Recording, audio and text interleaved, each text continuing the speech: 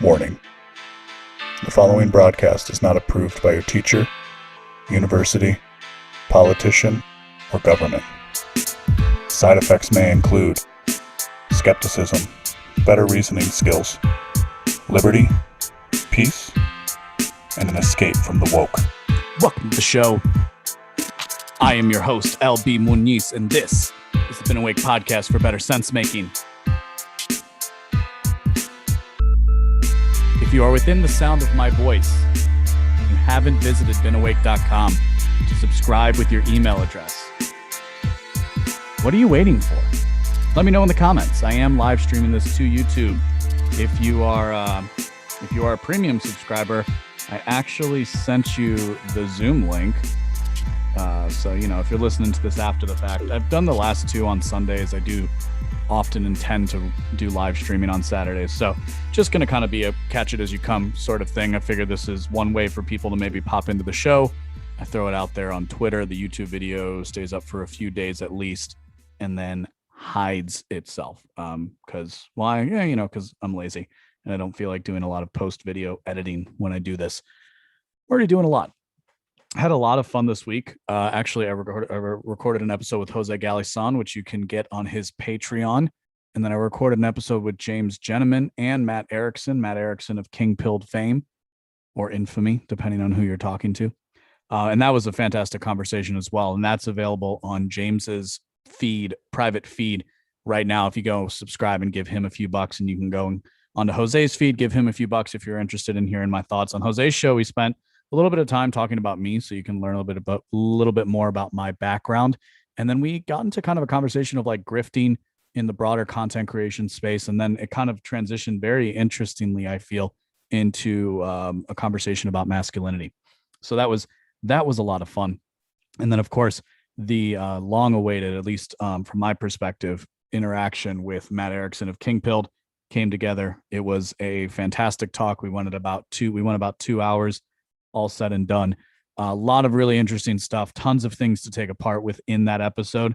Maybe we'll do like a little bit more of a deep dive. Certainly, he has given me more to think about than most people have for a while, which is what's fun about interacting with him and somebody like Popular Liberty, who's going to be one of the subject of one of the pieces this week. So today's episode is entitled, if you didn't see it already, episode 57. What did I call it? Vampires, Individualism, and Black Lives.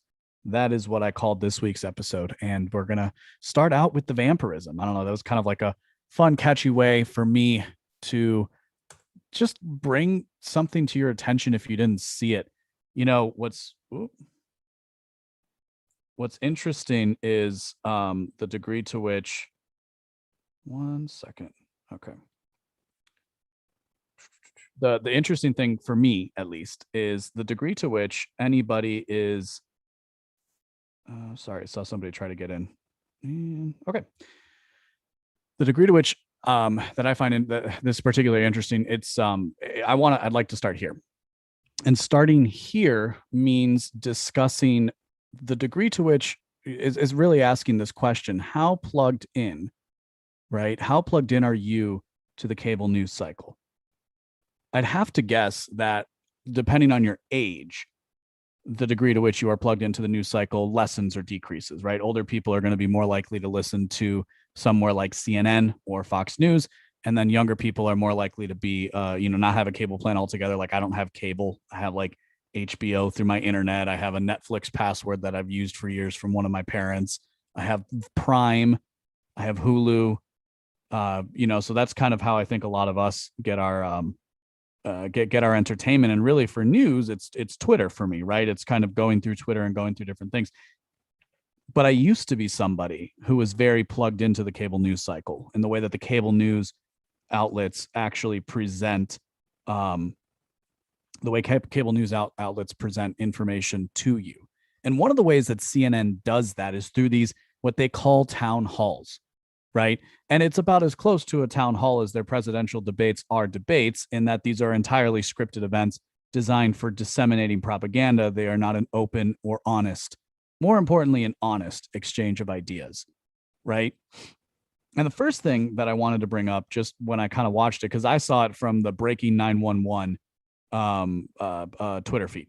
That was really where I witnessed it, was kind of seeing these clips, because I guess Joe Biden had a town hall this week, to kind of talk about a lot of stuff. And Don Lemon got to play the role that normally it's Anderson Cooper. This time it was Don Lemon, who got to come out and just be like, okay, well, here is the best opinion you can possibly have. Here is the right opinion you are supposed to have. And here's the president kind of telling you what it is to be. Now, if you've been paying attention, you know that I like to call Joe Biden the clip show president. And I do that to draw an analogy to the clip shows of like the 90s and early aughts, the early 2000s. And so basically, you'd have this network show that has to get 26 episodes in a year, and you kind of run out of material after a few seasons. And so, they have this form of the clip show. And a clip show is usually a retrospective with a theme, right? So it could be like the funniest moments or the craziest things they've done. And it's usually like put in a setting where the characters are kind of all reminiscing about the past. And then they go, and then it's just a clip from the prior show, right? And so that's a clip show. I really do think that describes very well the type of president that Joe Biden is. There's a lot of other things you can say too, but I think that's a good starting point. In what I noticed most of all, in what I notice most of all when I look at something like this, whenever I see Joe Biden on TV, on a screen, or even talking, right, is the degree to which he's just old. Like, I get that might come off as mean or rude, but like, he's just old. There's this one in particular, one of the first ones, one of the first clips that we're going to play here off of Twitter. He's just kind of like shifting back and forth, like, like a 79-year-old man. And yet he's supposed to be the leader of this country. He's supposed to be the one pulling the strings, making things happen. I don't believe that's the case. Joe Biden is, an empty suit that people get to put their ideas into. And that goes whether you're somebody actually pulling the strings or whether you're an audience member, right? You tend to put what you want. If you have somebody like Obama was really good at this too, right? Because Obama was kind of this nebulous figure in that he didn't spend a lot of time on the national stage as it related to politics. So people got to put on him a lot of the positive hopes and dreams and visions that they had of the world. And this is done by design through a presidential campaign. So I just wanted to play a couple of these clips because I know for some of my listeners and frankly for myself too, because like I said, I don't really have cable news in my day-to-day life. I'm frankly better for it, I feel. And it's important that we remember that this is going out to millions of people. And while it is the case that fewer and fewer people believe these types of things, the ones who still do are the ones who are going to be the most are going to have the most zealotry as it relates to disseminating the types of ideas that you get in a town hall from CNN. So let's listen to this first clip, which is very interesting. Folks, the rest of the world's wondering about us. Those of you who travel abroad, not a joke. Not a joke. You asked, when I went to this G7, all the major democracies, I walked in, and I know a lot of them because of my role in the past. And they walk in, and I said, America's back. Oops. Sorry, and they walk in, and I said, America's back. And they go, I'm serious, heads of state. I give you my word as a Biden. I said, are you really back? I mean, how can we believe you, Joe, but will the country ever get it together? I talked to Xi Jinping in China, who I know well. We don't agree on a lot of things. He's a bright and really tough guy. He truly believes that but I think folks, the rest of the world's wondering about talking us. Point has been in the Those past. of you who travel abroad. Oops. The talking point has been in the past that the 21st century is going to belong to China. And like, what's interesting is the degree to which Biden sounds this call for China, right? I don't know. This is kind of this weird thing that he does, like a lot of weird things that he does. But I like juxtaposing this clip before we play the next clip, which is this weird thing that we're seeing. Like, remember this, we said this a lot after Donald Trump was elected, right? And Joe Biden's supposed to be our return to normalcy because he is the correct he is the correct kind of president in the name of Washington, D.C., the CIA, the New York Times, and the Washington Post. Amen. Right? Like, this is the guy who's supposed to be the right kind of president with the right kind of attitude and the right kind of discipline and the right kind of temperament, and moreover, the right kind of messaging. because we couldn't possibly deal with a president like Donald Trump who was saying all these awful, awful, awful things. So the question is, we believe you, Joe, but will the country ever get it together? Will the United States ever get it together? And then the president, the leader of the United States, also had this to say. What they can do is try to change the narrative and say, well, why wasn't Nancy Pelosi prepared? Why weren't the Democrats prepared for that to happen? No, they can say that, and you can make honest judgments about it. Look, I sometimes get myself in trouble for what I'm about to say. Not that I ever get in trouble. As you've heard me say before, no one ever doubts I mean what I say. The problem is I sometimes say all that I mean. But all kidding aside, I have faith in the American people. I really do, to ultimately get to the right place. And by the way, many times Republicans are in the right place. I don't mean that the Republicans, it's only the Democratic point of view. But some of the stuff, I mean, QAnon, the idea that the Democrats or the Biden is hiding people and sucking the blood of children no, I'm serious. Now, you may not like me, and that's your right. Look, it's a simple thing. You can walk out and say, I just don't like the way that guy wears his tie. I'm voting against him. You have a right to do that. You have a right to do that. But the kinds of things that are being said of late, I think you're beginning to see some of and by Democrats as well, sort of the venom sort of leak out of a lot of it. We got to get beyond this. What do you say to your grandchildren or your children about what's happening? Do you ever remember a time like this before in the entire history? Whether you're a Democrat or Republican? This is not who we are. This is not who we are as Americans, is what Joe Biden is trying to say in this moment. But of course, when he was talking to a reporter pretty soon after that, this is on the CBS's TikTok, it looks like, or maybe this is Instagram. Not defunding the police. And are there people who, in the Democratic Party, who want to defund the president? Are there people in the Republican Party who think we're sucking the blood out of kids? I'm not sure. Are there people in the Democratic Party who want to defund the president? Not defunding the police. And are there people who, in the Democratic Party, who want to defund the president? Are there people in the Republican Party who think we're sucking the blood out of kids? So he's saying, Joe Biden is saying there that we're not going to defund the police, which is obvious from his position. And then the reporter says, but are there people in your party who want to? And he immediately jumps to, are there Republicans who say that we like to suck the blood of kids?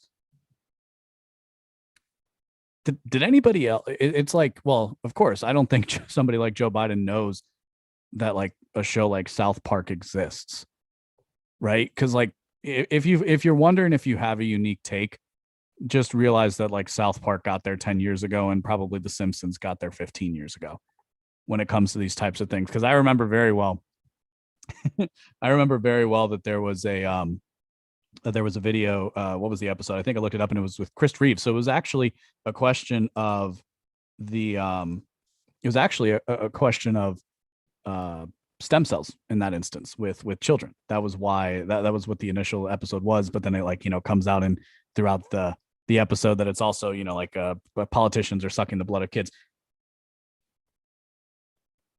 What's interesting about this is the slow roll of the scapegoating, right? And I wrote about what the scapegoating is going to look like. We're already starting to see people be sentenced to prison in the case of the protests on January 6th. I guess if I'm live streaming this on YouTube, I should be careful about how I refer to these things, but I don't really care. So the reason why I wanted to share those, was just to put it in your face that these types of things are being said at a very large scale, right? These are on major cable news outlets. They are, disseminated subsequently on Twitter. And then most importantly, they're disseminated on Twitter. But most importantly, this is what the average person is supposed to take as good rhetoric. Right. So immediately this is the part that scares me the most. And other people have said this, and I think I've said this elsewhere too, which is that if you were trying, because how did that start? Right. Well, the first clip that I played with Joe Biden was kind of discussing what he perceives as our presence, the United States presence on the world stage, and how that was hurt by the image and likeness of Donald Trump being the president. Well, here's the thing. if Donald, what happens now? Well, so now we've immediately jumped into QAnon. We've seen still an escalation of the type of rhetoric at the highest levels of American government.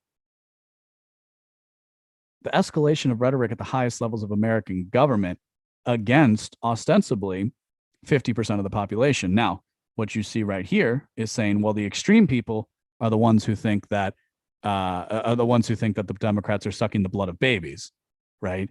And that's supposed to be as extreme as the people who want to defund the police department in the Democratic establishment, or up and coming in the Democratic Party.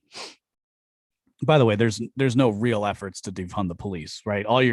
What you're really gonna do is just redirect the assets or remove the incentive for the police to basically go after what should be crimes. And we see this in a place like California, where if you shoplift less than $1,000, you are completely protected from prosecution. So there's literally nothing for shop owners and for employees to do in these situations. And I've seen pictures and videos of people just like walking out with a ton of jeans or what have you from like a Walgreens, because they're not going to get prosecuted. So that's the effect of abolishing the police. If the people were serious about abolishing police, you'd wonder how you would replace it. Moreover, it wouldn't be done in the manner in which it's being talked about, because what this is allowing for, what this allows for is for the top to come down on the bottom, right?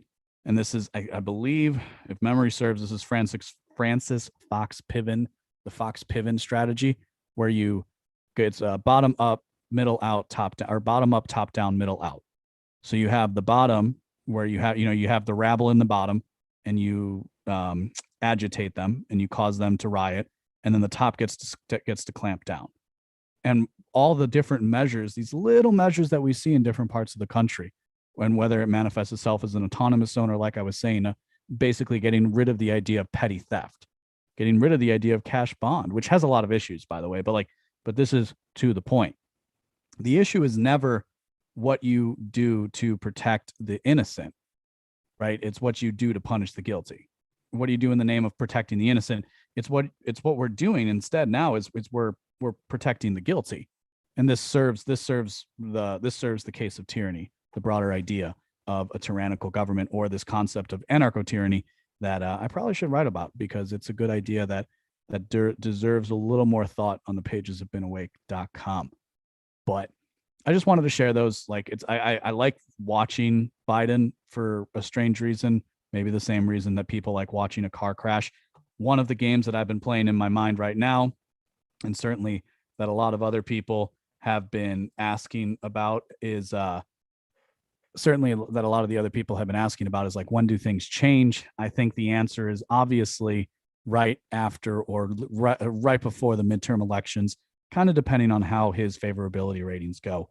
It doesn't appear to me that he can last. It doesn't appear to me that somebody like Biden can really last another 4 years, or another 2 years, 3 years as president. But we'll see what happens. This is we are all in uncharted waters. And that was something else he said in that clip too. And this was a point that I wanted to make before we move on to the pieces that I wrote this week.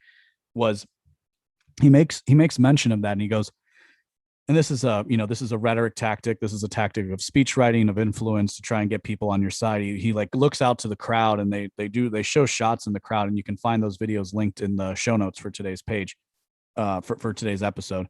But he goes like, what do you say to your grandchildren? Because that's what because he's old, so that's what he's going to think of first. What do you say to your children?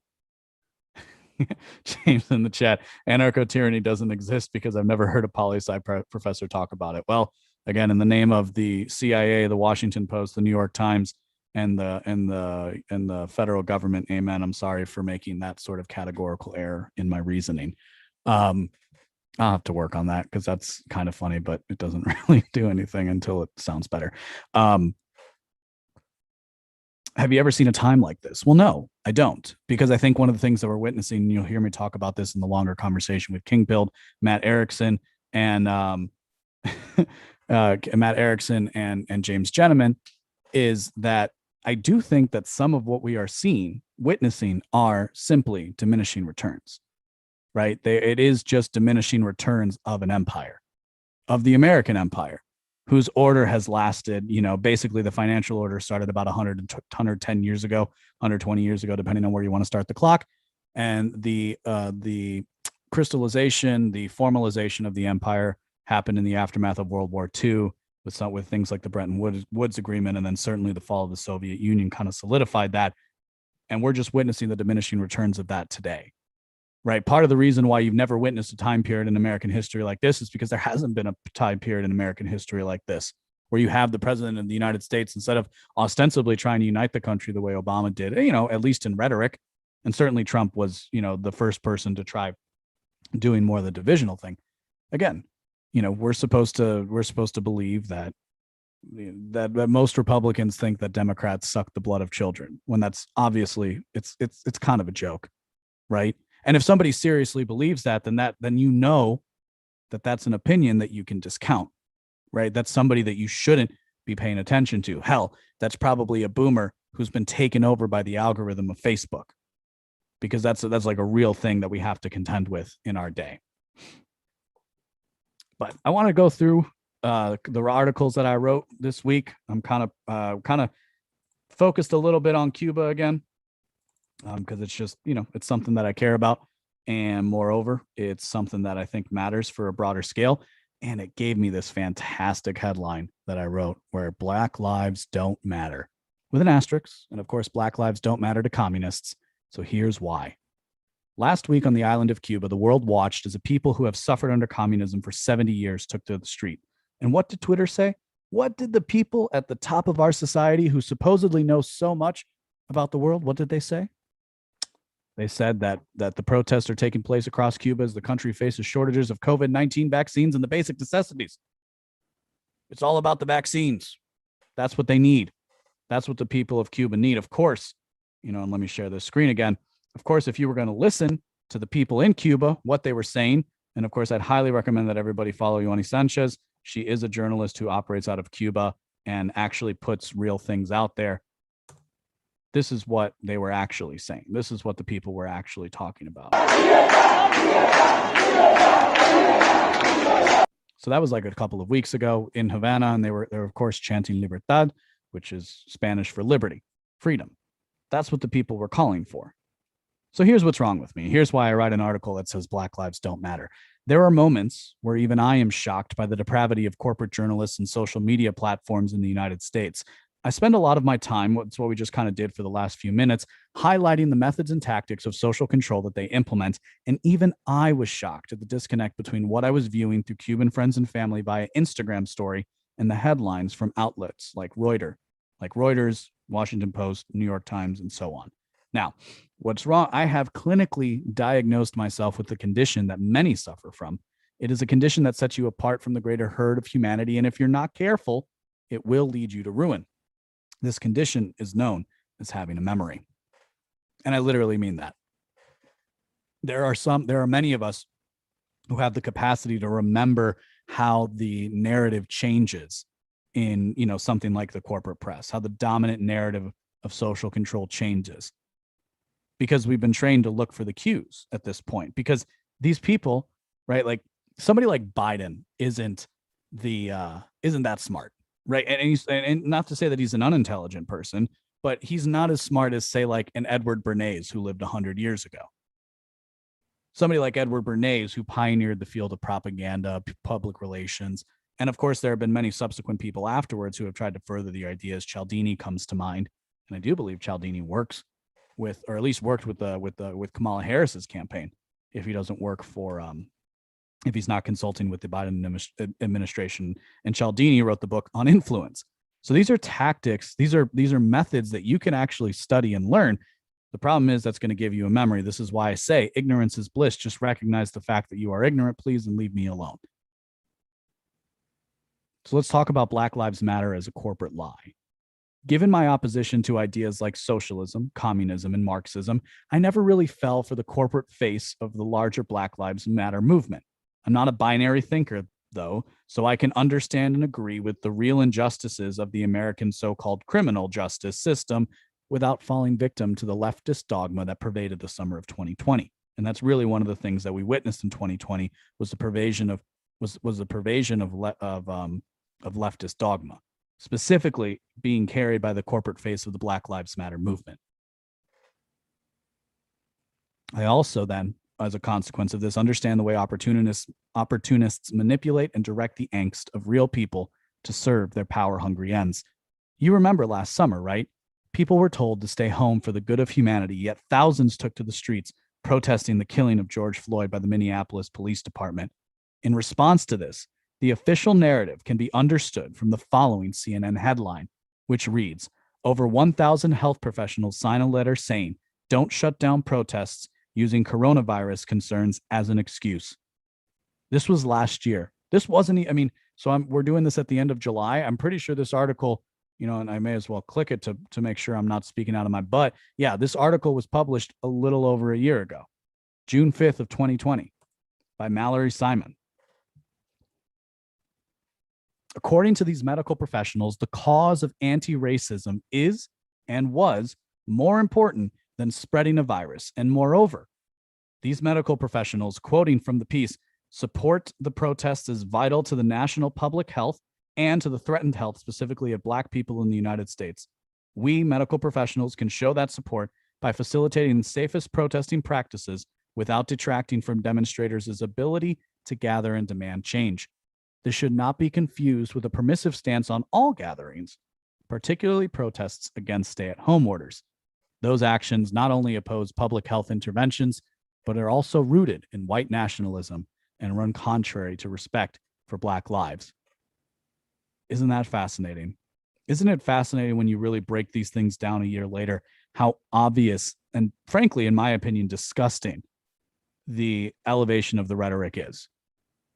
We support these protests as vital to the national public health conversation and to threatened health, specifically of Black people. You can have these protests because they are for a better cause. Now, you can't protest the fact that you can't go to work and that you're not making any money and that you're getting fatter and lazier and more anxious as a result. You can't protest for your basic human rights, but you can go and protest for the benefit of anti-racism and Black lives. That was the leftist narrative last summer. That was the dogmatic leftist corporate face of what was happening. At the time, therefore, it was more important that people protest against police brutality than stay at home. It's funny as you couldn't, but only police brutality against Black Americans, right? Couldn't be about police brutality against store owners, a lot of whom are Black or Mexican or just immigrants in general, because I'm pretty sure if you look at the stats, a lot of small businesses are created by first-generation immigrants. A year later, though, in a country without freedom, there is no denying the fact. The only people who would deny that the Cuban people are without the types of liberties and freedoms that we have in the United States are communists, and you can disregard the opinion of communists if you listen to this show. A year later, in a country without freedom, the argument takes a different tone. From Reuters, Cuban protests risk exacerbating the COVID-19 spike. Quoting from the piece, the gathering of individuals for protests increases the risk of transmission, in particular in cases such as Cuba, where you have active transmission in many areas over the last week and 34,244 new cases reported. That's a negotiating influence tactic, by the way, to use like a very specific number instead of a broad one. So instead of saying over 3,300 new cases reported, you say 34,244. And that helps give gravitas. It makes it gives the person on the other side of the conversation the impression that the person writing, the person saying I am an authority in this manner, has given more thought to the subject than you have. So in Cuba, in a poor country like Cuba, we're risking exacerbating a COVID-19 spike, even though they are, and of course they are protesting because they can't get access to COVID-19 supplies if we're to believe the corporate press, if we're to believe the tech giants like Twitter. Well, I mean, maybe something else is going on. Maybe that's what you need to think about. And that's what you need to consider in this kind of situation. And frankly, for me, the best possible thing that could have happened did in this instance, which is that the Black Lives Matter organization, the corporate face of the larger Black Lives Matter community. Let me go ahead and break down what I mean by that. I understand, this is what I mean when I say I'm not a binary thinker, that most people, their ideological possession is about as is about as easy to pin down as a specific grain of sand amongst the tide. How about let's stick with that. I do look at the vast majority of people as, generally speaking, having inclinations and temperaments, and it manifests itself in the political realm. But again, most people are having their strings pulled. They're not necessarily they're not necessarily doing the deep dive of philosophy to understand why they believe the things they believe. And there's nothing wrong with that. Again, this is just, again, kind of how people work. That's the point. That's the part you need to remember. This is just how people work. So my critique with Black Lives Matter has never been for the mother whose kid was killed by gang violence and who just wants there to not be killings and shootings in the street. Right? Like, I live outside of a city like Chicago, and we're a national joke about how many people get shot here. Still relatively safe. Still, if you live in most places, you're not going to have anything go wrong. But for the people who live where the violence occurs, it is constant. Those are not the people who I am taking issue with. I am taking issue with the people at the top, with the elites of the movement, with the corporate face who insist upon Marxist and communist ideology. So Black Lives Matter on their Instagram released the following statement. BLM condemns the U.S. federal government's inhumane treatment of Cubans, and it urges it immediately to lift the economic embargo. This cruel and inhumane policy, instituted with the explicit intention of destabilizing the country and undermining Cubans' right to choose their own government, is at the heart of Cuba's current crisis. Since 1962, the United States has forced pain and suffering on the people of Cuba by cutting off food, medicine, and supplies, costing the tiny island nation an estimated $130 billion. This is one of the reasons why I have been beating the drum on this story so much, is because, of course, isn't it interesting? You know, I have a quote from a little bit below this, because I don't know that I'm going to read the entire quote. A little bit below this, I have a quote from Ben Burgess, who has debated people of like Dave Smith on the idea of libertarianism and capitalism and socialism. He's also debated Gene Epstein. He writes, right-wing and anti-communists often want to have it both ways. On the one hand, they deny that the embargo is a significant contributing factor to the hardships in Cuba, arguing that the shortages are almost entirely caused by the flaws in Cuba's system. On the other hand, they insist that it's essential the embargo stay in place. But why? If it really has no major effect on Cuba's economy, how could it be an important tool to pressure the Cuban government to meet U.S. demands? If it really isn't exacerbating the island's economic problems, why not prove that by normalizing trade relations? Libertarians should take note, should be paying attention to the fact that the argument that they are making is the same as that of communists and socialists. This is a smokescreen, right? Which is what they do. I want to take a quick look. I want to get a little bit granular on this. And I want to take particular exception to this sentence right here that I'm highlighting if you're watching on YouTube right now. This cruel and inhumane policy, instituted with the explicit intention of destabilizing the country and undermining Cubans' right to choose their own government, is at the heart of Cuba's current crisis. These assholes are lying. Cubans do not have the right to choose their government, and they haven't since before Fidel, but certainly after Fidel. See, I don't know. We talked last week about sterile ideas, and I think this whole thing of like, oh, we need to end the embargoes is such a sterile idea because it bears no fruit. It also has no bearing on the subject matter at hand. It has absolutely no bearing on the subject matter at hand. Why? Because we're dealing with supply chain disruptions in the United States, and we have free trade across the world. That's number one. Number two, we have free trade with other communist regimes, namely China. Tell me how that stopped communism in China. No, communism has only gotten better in China, and by better, I mean better for the regime. In consequence of having an open trade policy with the United States. How dare you? How dare you dismiss the legitimate concerns of the people in a country where the internet, as far as I know, is still shut down? See, their government knows the people can actually do something, so they shut down the internet to make sure that the message isn't getting out. There have been demonstrations across the world of the larger Cuban diaspora. Across the world, there have been demonstrations in support of the people in Cuba. But according to the American press, this is only about COVID-19 vaccine rollouts. According to the corporate face of Black Lives Matter, this is only the fault of the United States. Libertarians should take notice when their words line up with those of socialists and communists. And frankly, you should really question the validity of those words in the aftermath of that.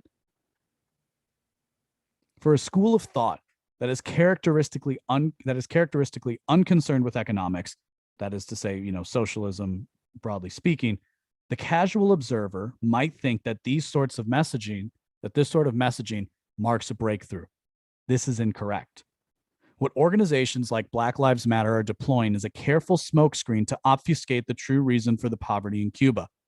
The true reason for poverty in Cuba is communism. No more, no less. The fact that I have seen many libertarians follow this bandwagon is disappointing, but unsurprising given the level of cultural ignorance around the island nation.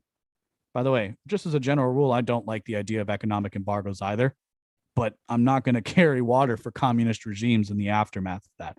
Just because I don't think economic embargoes set out to do what they want or to do what the government says it does not mean I am going to carry water for communism and socialism. Again, libertarians, take note of this. There are many Black lives in Cuba. We Cubans come in all colorations. Those Black lives march through the crumbling streets of Havana, asking for basic necessities from a government that refuses to allow them any kind of economic freedom that would increase their standard of living.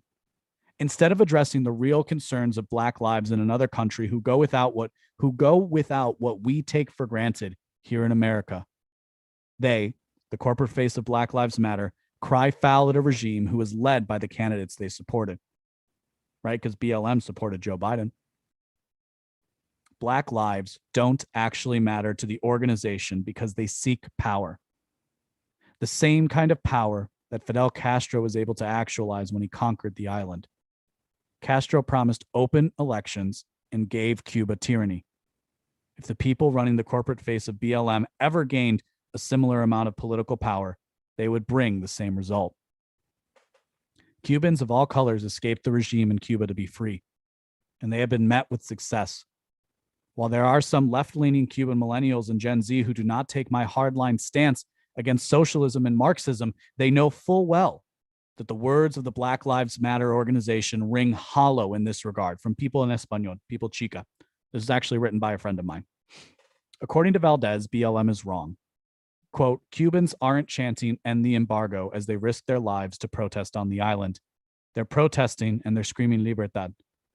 They're asking for freedom, Valdez informs BLM in a video posted to her Instagram, Twitter, and TikTok accounts. People are not hungry because there's an embargo. There's fish and lobsters and hotel for tourists, but no food for the people, Valdez tells People Chica.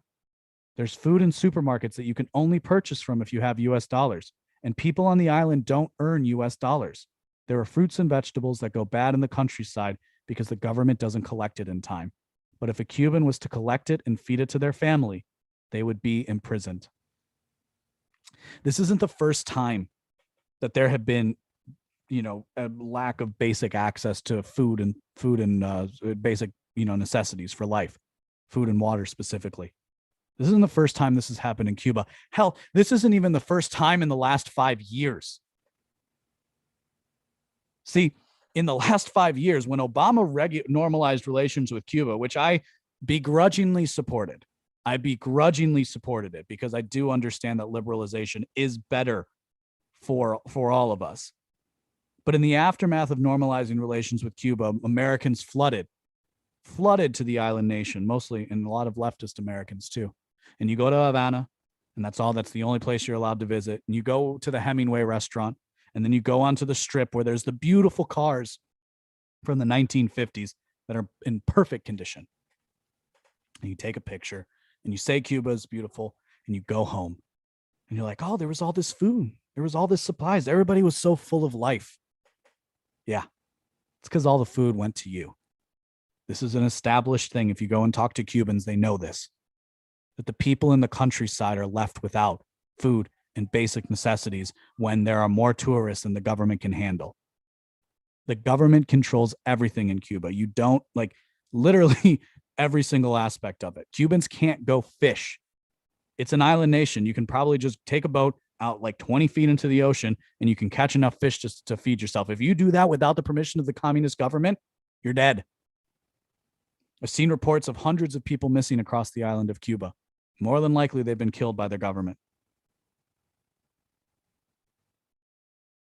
There's a secondary point here that I've seen some libertarians make in particular. See, conservatives just like, well, we just need to bomb the place. We just need to bomb the place. And then the progressive socialists say like, well, we just need to stop the embargo. And because the people of Cuba, you know, they like their government. They just don't like the fact that America has an embargo against it. Listen, part of the reason why Cuba hasn't revolted is because they can export their malcontents to the United States. Think about that. If we weren't so close to an island like Cuba, it was very possible that my family never would have been able to escape to a place like America very easily. If you can export all of your political dissidents to another country, it's pretty easy to maintain control, wouldn't you say? Maybe it has nothing to do with the fact that country actually has an embargo against you. And in fact, there is aid that goes to Cuba from the United States. The embargo is just on certain specific things.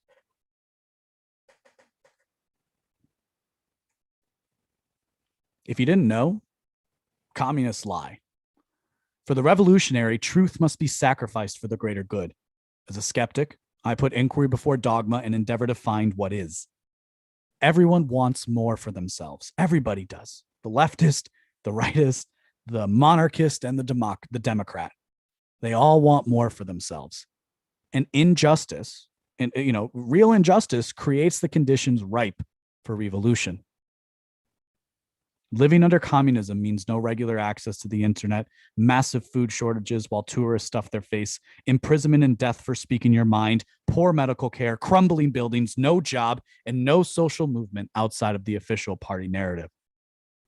We are witnessing a truly oppressed people cry out for liberty, and corporate Black Lives Matter blames the United States. They are liars and tyrants in waiting, as their tweet after Castro's death proves. And of course, that tweet reads, "Rest in power." The rallying cry of Castro's revolution was patria o muerte, homeland or death. The rallying cry of Cubans today is patria y vida, homeland and life. Choose your side wisely. A little bit more about Cuba, but this actually deals with a little bit. This is going to move into our next.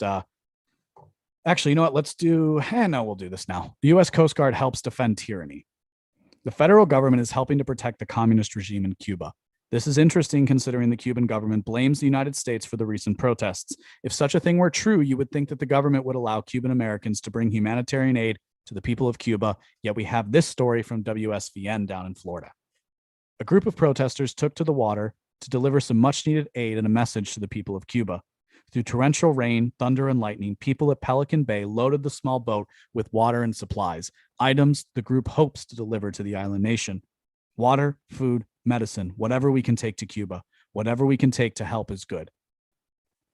Alejandro, who's one of the organizers, I believe, doesn't have a boat, but he does. He doesn't have a boat, but he wants to do whatever he can to help. So he was with these people who are going. I just want to go with my heart to support my people right there, he said. Alejandro and others are waiting for the next boat with supplies heading to Cuba from Pelican Bay Harbor Tuesday. We aren't afraid of what can happen, said Lorenzo. We'll be 12 miles away. Whatever Cuba needs, we will be there. The often forgotten branch of the U.S. military, the Coast Guard, had this to say in response. As the lead agency protecting our southeast maritime border, the Coast Guard, along with our local, state, and federal partners, are monitoring any activity that may indicate increases in unsafe and illegal maritime migration in the Florida Straits, including unpermitted vessel departures from Florida to Cuba. I don't want the United States government being in charge of what happens next in Cuba. Their past meddling in support of the Batista regime was part of the reason Fidel Castro was able to come to power. This is the ultimate irony of U.S. foreign policy during the Soviet years, the domino theory, which was completely incorrect. The irony is that they created the conditions.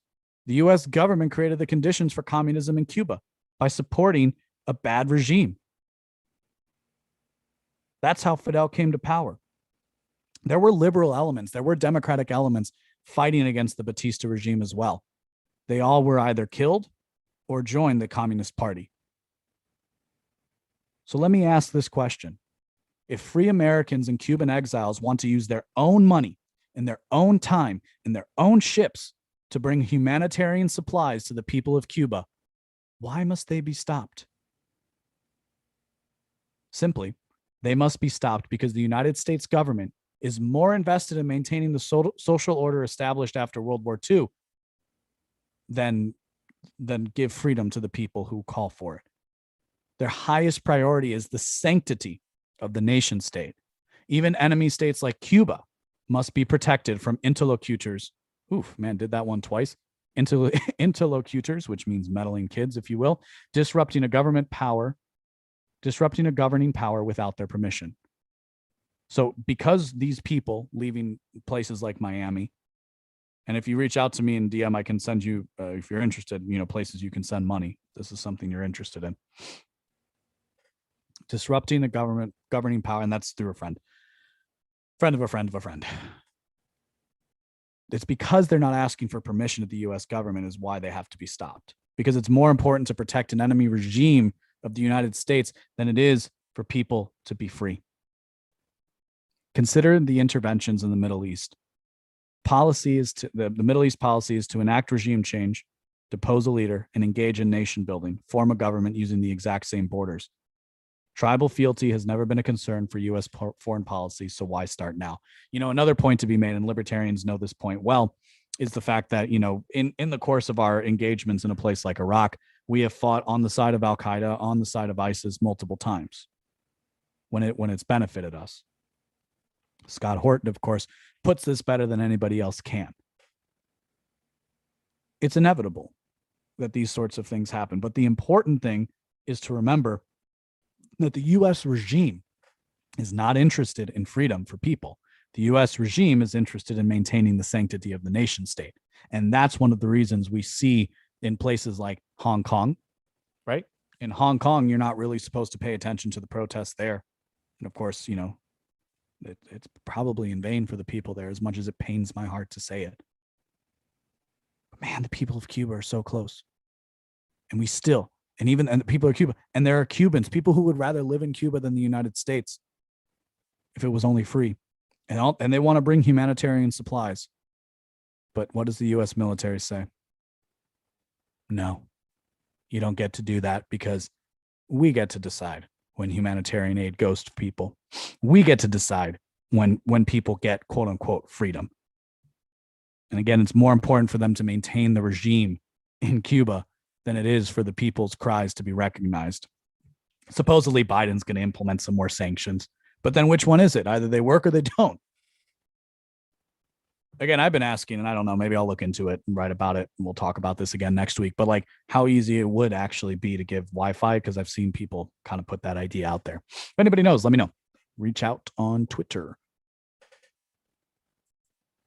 I talk about the sanctity of the nation state in that, and I went looking for articles, and I found this one from the Atlantic Council. And if you don't know, the Atlantic Council is kind of like one of those government NGOs that if you follow, you can understand what the government's going to do next. This was written on April 9th of 2020. Been around for a bit now. Came pretty close. Came up pretty quickly when I Googled the phrase. And so it's interesting to see that, I've been having this thought about the nation state for like 4 years or so, right? And I've been writing for the last year. And so I'm kind of starting to bring some of this stuff out now. But I've just had this notion, this sense that the nation state might be ending, right? Like this world order that has existed since World War II might be over sooner rather than later. So the pandemic may replace the nation state, but with what? So I just wanted to read a little bit from towards the end of the place, kind of what they say here. So they ask the question in the piece, if not the nation states post-COVID, then what? Before COVID-19, the piece reads, for transnational corporations providing digital services, aside from the challenges of a fragmented internet as highlighted earlier, global data governance increasingly was becoming fragmented. Post-COVID, however, digitization seems to be the future. Physical factories that require humans to be present to operate appear to be the liability during a pandemic. Blah, blah, blah, blah, blah. So these technological and economic trends linked to COVID-19 may be the collective straw that breaks the proverbial camel's back when it comes to the post-World War II international order. Will nation states remain relevant in what comes next, or will the tension between globalism that was present before COVID-19 and the real politic that is COVID-19 result in something different than nation states? One structural possibility is hyper-regionalism, defined by what technological, commercial, and protective flow of human, animals, and plants arises. This could be embodied by megacities becoming dominant geopolitical actors, dramatically redesigned in the future to provide essential services in a more resilient fashion to future pandemics and other natural disasters, defined less by national identity and more by what they provide those individuals who live within the municipal areas. Megacities of the future, empowered by technology to provide for those within the immediate vicinity and capable of responding at faster speeds than nations, would forge their own trade agreements, public health arrangements, and climate change accords with other cities globally via direct diplomatic relations, or a devolution away from the large nation states into smaller regional powers defined by identity, as seen historically to a degree in the Balkans during the 1990s.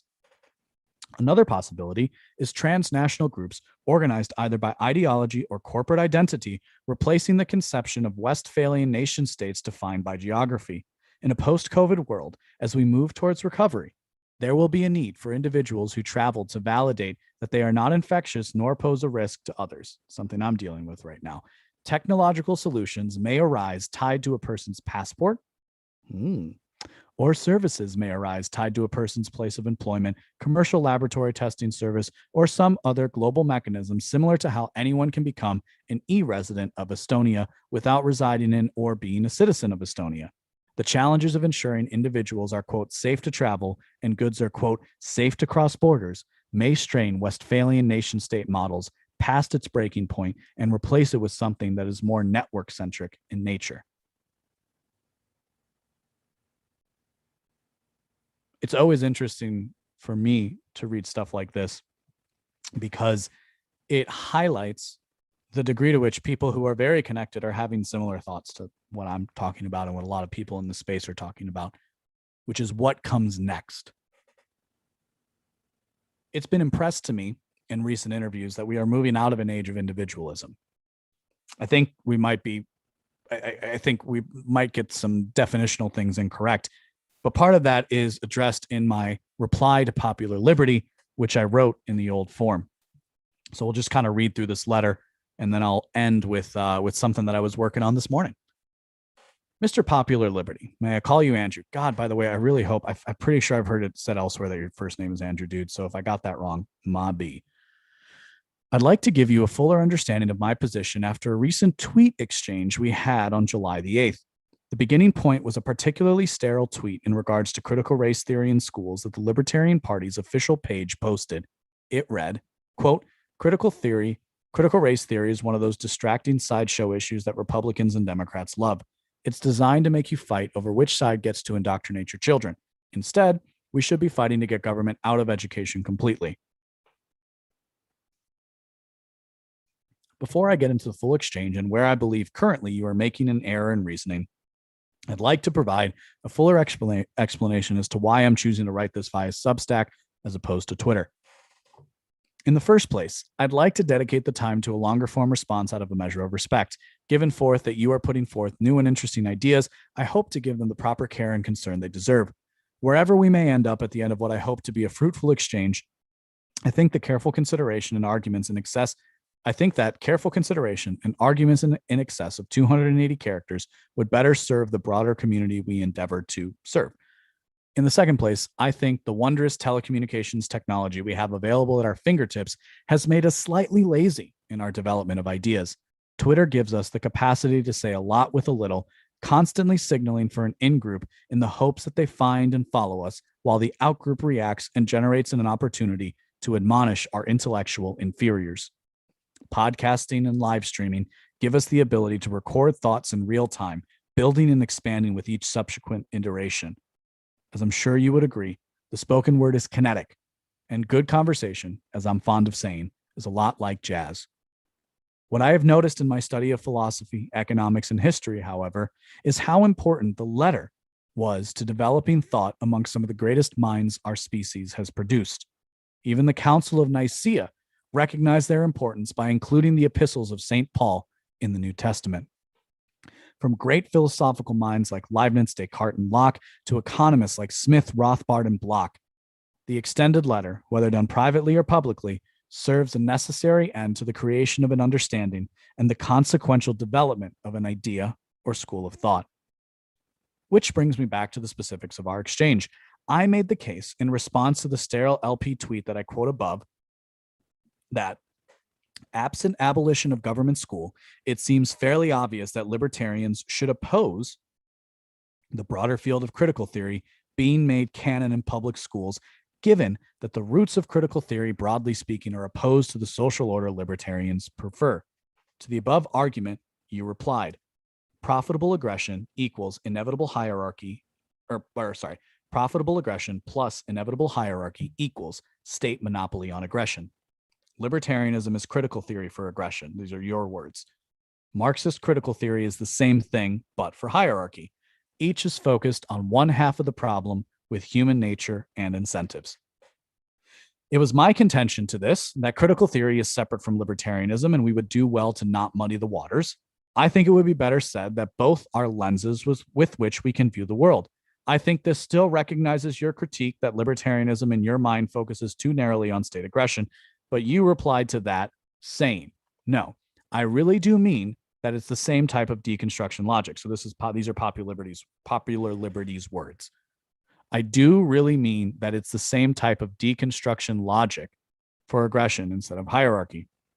You can use critical theory for anything: hierarchy, aggression, race, profit, etc. Libertarianism uses the same critical theory logic against aggression instead of hierarchy, race, or profit.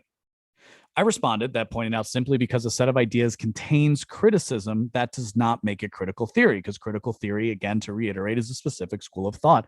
However, you replied, history and methodologies like be directed at the whole of society, use unique/uncommon definitions of common words, describe all of the problems that come from that, improving understanding of describing all the problems that come from that, improving the understanding of society through social sciences and integration, etc. That, you argue, is Austrian economic theory in a nutshell. It's here, just pointing out, that your argument shifts from discussing libertarianism to discussing the Austrian school of economics. Now, given that we are disagreeing in good faith, I don't think that popular liberty is trying to pull one over on me by switching up the argument, right? We were talking about libertarianism. Now he wants to talk about the Austrian school of economics, Austrian economic theory. But it's worth pointing out that there are differences when we invoke libertarianism and when we invoke the Austrian school. I'm quite fond of categorizing things as schools of thought. In fact, I think we have to in order to understand the world around us. As a skeptic, I recognize that despite what many would like to believe about the world, there is no one way of doing things. Furthermore, unlike rocks and plants, I don't believe that human ideas are so neatly separated from one another, but it is important that we endeavor to find the lines where they exist. So let's get to the crux of your argument, or lest I write too much exposition. Insofar as I can understand it, I believe your argument to be that there is an incredible, quote, an incredible resemblance between Marxist critical theory and Austrian economics. It would be your contention that, quote, they are the same ideas addressed to different topics. That doesn't make it necessarily wrong, end quote. You also kindly link to the Wikipedia entry for critical theory. Here's where your argument has merit. Both Karl Marx and Ludwig von Mises were economists, first and foremost. As Thomas Leonard discusses in his book, Illiberal Reformers, at the turn of the 20th century, economics was the new science of the age, the new science of the day, and therefore economists were thought to be closer to reality than the esoteric philosopher. They were the new philosophers for most people. Therefore, they were both endeavoring to answer similar questions in a similar fashion. Even though they were answering questions in a similar fashion, they reach very different conclusions. Given that there are always differences between the philosopher and the followers, it makes sense for the purposes of our discussion to distinguish between Marx and his followers in critical theory and the Austrian Mises with his followers in libertarianism. So let's talk about one of the major differences between Marxist economics and Austrian economics. That major difference is that Marx relies on what Mises calls a polylogistic view of humanity. And I'm sure you recall that Mises writes, quote, Marxian polylogism asserts that the logical structure of the mind is different with the members of various social classes. Racial polylogism differs from Marxian polylogism only insofar as it ascribes to each race a peculiar logical structure of the mind and maintains that all members of a definite race, no matter what their class affiliation may be, are endowed with this particular logical structure, or peculiar logical structure. By contrast, Austrians subscribe to methodological individualism, which says we must realize that all actions are performed by individuals. A collective operates always through the intermediary of one or several individuals whose actions are related to the collective as the secondary source. It is the meaning which the acting individual and all those who are touched by their action attributes to an action that determines its character. It is the meaning that marks one action as the action of an individual and another action as the action of the state or of the municipality. The hangman, not the state, executes the criminal. It is the meaning of those concerned that discerns that in the hangman's action, an action of the state. Mises, of course, acquiesces the point that man always exists within a collective. The key insight is that only an individual can act. Given these major epistemological differences in the foundations of these schools of thought, I'm curious why you would insist they are the same. If we compare Marx's and Mises's approach to answer the questions of economic and social questions, it appears clear that they differ in substantial and meaningful ways. However, we did begin our conversation discussing critical theory and libertarianism, not Marxism and Austrian economics. Given that critical theory arose as a consequence of most directly Marxist ideas and major segments of the modern libertarian movement would consider themselves Austrian, my case is still not made, right? Because these ideas are connected to each other, but there is an element to which they are separated. Also, just as a note, because I put it as a footnote here, there is, of course, the conversation of what ideas precede both Marxist and Austrian schools of thought. What's interesting about the Austrian school in particular is how you can trace it farther back than the Marxist school of thought as having its own distinct flavor, essence, if you will. What is different and what is similar? Let us then examine whether libertarianism is merely, quote, critical theory for aggression. Much like trying to define critical theory, we will surely run into definitions from different sources with overlaps and differences therein. This is due to the inherent paradox of identity, whereby different people can ascribe different meanings and different emotional associations with the same word, concept, or idea. As I have written elsewhere, and I've said above, categorization is a useful tool, but unlike rocks and plants, human ideas are not so easily separated from one another. My attempt to systematize this approach, whereby we can engage in this effort, is currently called the pantheonic approach, where I explain. The pantheon was a temple dedicated to all the gods. The roots of the words are pan, meaning many, and theos, meaning gods. The word pantheon is also reused to describe all the Greek and Roman gods of old classified as a group. It can be understood from this that when we are engaging in the pantheonic approach, we are attempting to classify ideas in such a way as to include them all. While we may later place value judgments on a particular school of thought, the purpose of the method is to first categorize, classify, and then relate the various schools of thought to one another.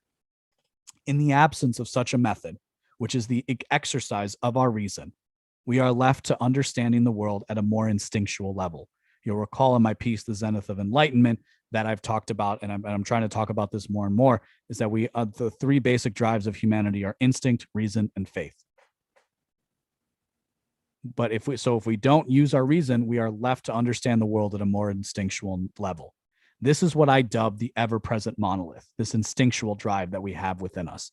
The mistake of many schools of thought is that they take a myopic ideology and affix it to a monolithic caricature to create an incorrect understanding of reality. This is a consequence of a basic sorting mechanism we do. As social creatures, we necessarily create a conception of us and a conception of them.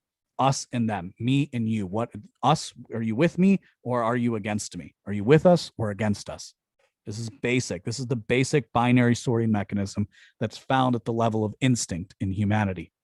And you don't get to move beyond, you don't rise above this, right? It's not that I don't have this within me just because I'm putting together and putting forth this idea of the pantheonic method and because I am a supporter of methodological individualism.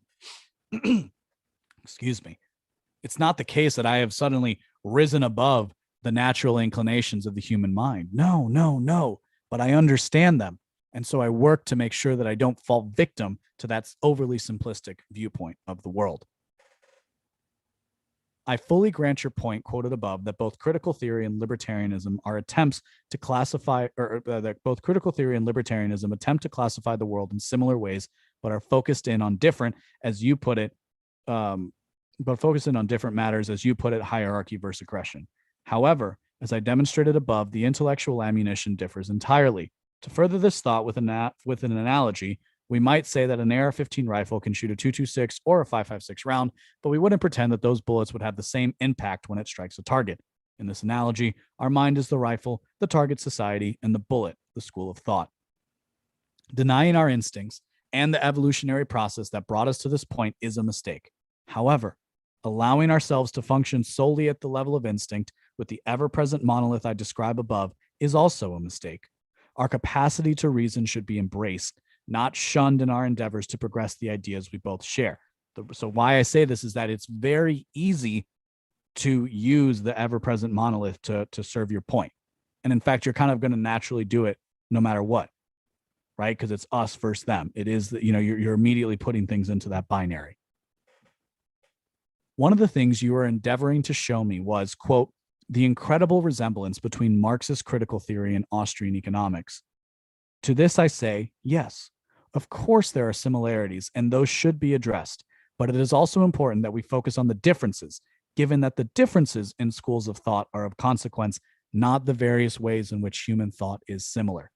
I look forward to his response and our inevitable exploration of his conception of archotropism. And so that's my letter to Andrew. Like I said, I think I said at the beginning of the show, I also spoke with Matt Erickson of the King Pill podcast this week. And a lot of what we talked about there was also the idea of individualism and these critiques of individualism that seem to be on the rise. And a lot of it seems to be put in the frame of, that it's kind of moving into another time, and that ultimately there is a negative element to individualism. And of course there are positive and negatives to everything, right? Like that's kind of why I want a more sophisticated viewpoint of the world, and why I do think ultimately a methodological individualism is better serves that. I will be giving a little bit more time and conception to them, but I bought myself a whiteboard, which I'm very excited about because I've wanted a whiteboard for a long time. And they're not super expensive, but like to get a nice one, it's like, a little under $200. And I was like, I can do that. I can get it. I can use it for work. I can use it for this. I finally bought myself one. And this morning I was actually playing with it, and I was kind of just trying to schematize some of these ideas. And, Matt, if you're listening to this, and if not, don't worry, I'll write about this soon enough. But I'm interested in pushing this idea, right? Because a lot of people, I think, get hung up in the conception of individualism as being separate from collectivism. And there's a reason for this, right? Like if we're talking about the post-World War II, where you're fighting against the communists, it's very easy to put things in terms of individualism and collectivism as being entirely separate from one another. But of course, if we look to the careful thinker, and who can think of a more careful thinker than Ludwig von Mises? I dare you to show me one. I'm sure they exist, but again, for somebody, I don't think anybody would accuse somebody like Mises of being an uncareful thinker, of not thinking things through. And this is very important. This is very important if we are going to do what a lot of people have claimed, which is bring these ideas forward, these ideas of freedom, of advancing them, right? We're talking a lot about application and practice in the space right now. And if you're wondering what that application and practice is, right, it's go make more money. Stop being poor. Figure out how you can build a better life for yourself and the people that you care about. And I'm happy to help. I have friends of mine who I help with this, not in any other way than just being a listening ear and like going through ideas with them, kind of like what we do on this show, giving people a proper perspective of things. There's, of course, other people in this space that are already doing it much better than I could and who have reached greater levels of success. And so you should follow them, because that's who I'm following, are the people who have already found success in this space, in this worldview. But so that's the practice. That's the easiest form of the practice. And it's just a question of how do you implement that in your life. But staying in the realm of ideas, it was interesting to me in our conversation how the point is well taken, which is it's not quite that we are all individuals, which I think is true, right? And I can understand how a more dogmatic mind would take the idea of individualism and say, well, then therefore atomism. And I have argued consistently I've been arguing consistently for 10 years that individualism is not atomism. Individualism and collectivism are not so separate from each other, because of course we as human beings evolve within a tribe, within a society, within a group, within a collective, if you will. This is how it works. This is how we are people. Without, and here's a very simple reason for it. Without evolving in a group, we have no need for language. If human beings didn't evolve within a collective, within a tribe, within a group, we would have no need for language.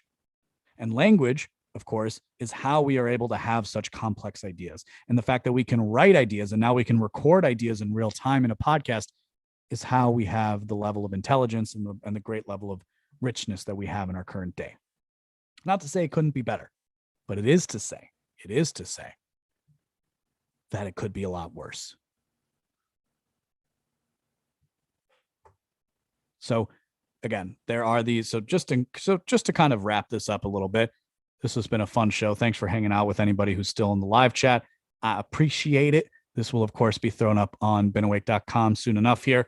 So if you had to dip out or if you're just dipping in now, it's going to be there.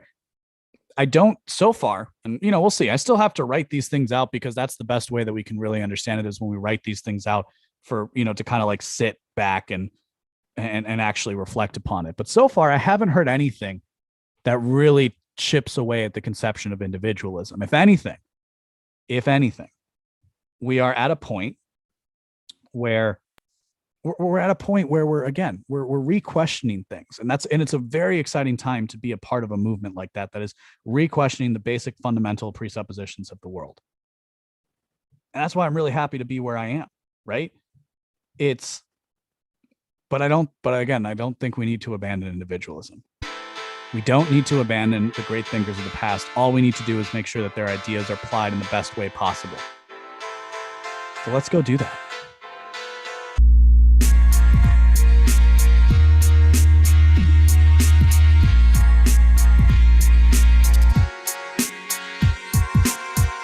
If you like what you heard today, go to beenawake.com to subscribe for future updates. My name is LB Muniz, and I am not one with the woke.